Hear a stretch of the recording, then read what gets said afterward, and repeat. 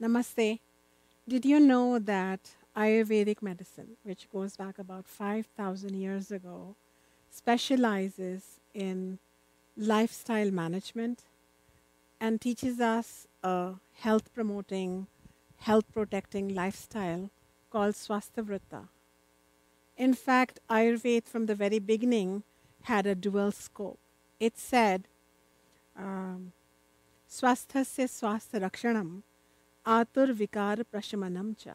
So the two scope was that it will be first of all preventative, and only then will it work on the diseases of the diseased. So it wanted to address both aspects of the human condition, but Ayurveda was always very, very interested in promoting the health quotient of the human being. There is nothing that can replace God given natural health. And if we can somehow protect that, then we are good. And what is health? Health is when, for example, if I am using my fingers and I'm not even aware of them, then that's health. The day I have to become aware of them, and every time I use them they hurt, then I have lost the health in that area. And if you think about it, when there is a baby or a toddler, for a majority of the babies and toddlers, they are running here and there, they are jumping from sofas, they are, shouting at the top of their voice because they are using all of their body, their mind, their senses with a blast. And they don't have to say ouch and oops and oh dear and let me sit down and I'm fatigued and let me take a stick to walk, because everything is functioning and orchestrating in a beautiful way. And Ayurveda says, yes, that is health. Swasthasya bhavaha swastha.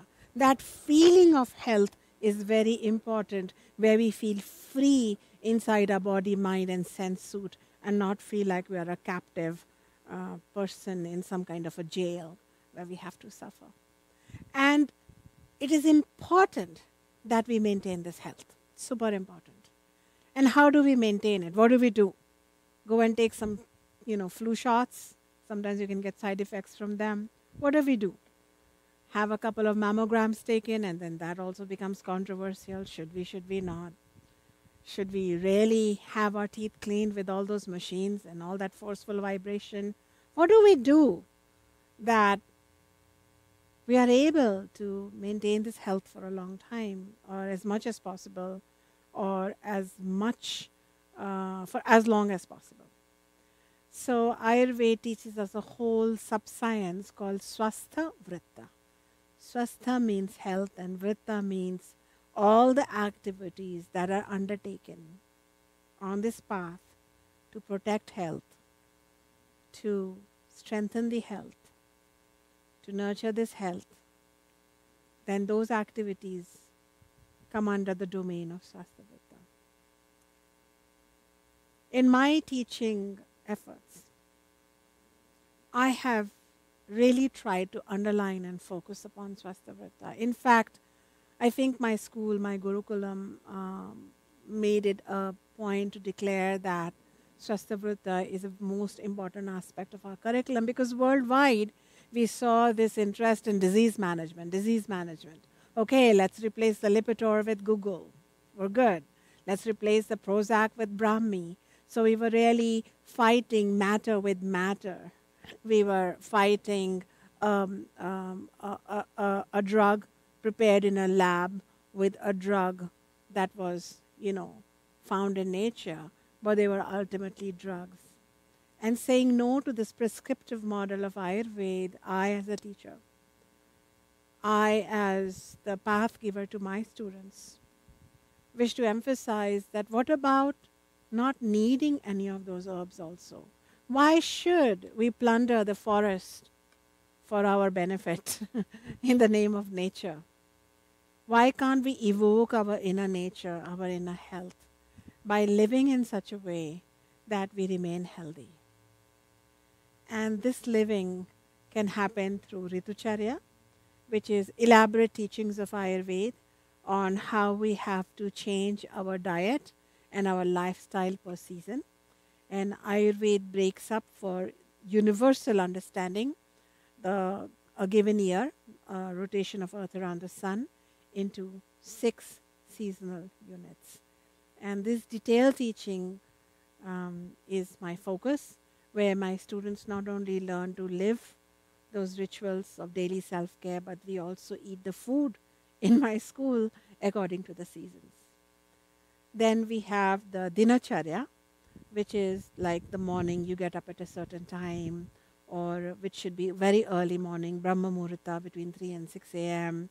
And then you should do a wonderful oral hygiene using herbal products alone. And you should massage your body in a certain way, and what different things to apply to the body. So there's some detailed teaching. That's very simple to teach. We can even teach it to a 5-year-old. We can teach it to an uneducated person. We can even teach a poor person to grow those herbs in their garden, replenish their garden every year, and just use it and give back to nature all over again. So it's a most, friendly routine for ecology and biology to take place, where our garden, our kitchen, becomes the source of our health and well-being. And because we go back and replenish our gardens with seeds and care of those herbs and plants, we're not really taking away, we are only borrowing from nature for a little while. Then there is Ratricharya, where there is a detailed routine for night. And then Sadavrita, adopting some healthy behaviors, some ethics and values in our interaction with other human beings, animals, plants, nature, and really making them a way of our life, really like embracing them, internalizing those values so that those behaviors make our mind state very positive.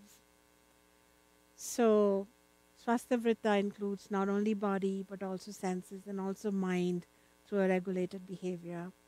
And all of this generate a health that is remarkable and marvelous. I've seen drooping faces smile. I've seen people suffering from physical ailments begin to glow with health that is cannot be taken away. Finally, I just want to say that Ayurveda has a concept of swasthansha, which means fraction of health. Ayurveda says that even if you are very, very sick, even if you are dealing with a prognosis that is not good, there is still a fraction of health that remains within you, so that you can do those basic things like eat food, digest food, urinate, etc. Even if some part of you is healthy, then begin this Swastavrita practices, because then health will return to you. Just like small stem which has a little bit of greenness left in it, then if we start giving it good soil, good water, good sunshine, there's a potential that new leaves will come. In the same way, because we are self-healing entities according to Ayurveda, we should not give up unless and until we have left this body being. And until we are here in this body being, there is hope. And this hope gets strengthened and nourished and cultivated with Swastavrita. I hope that I have given you some hope. It is not the scope of this video to teach you what I teach my students over 2 years or 2 months, but at least I can excite you and I can welcome you to this ancient wisdom that doesn't require to, plan and think and experiment and adventure with our health, but has mature solutions for us. Jai Ma.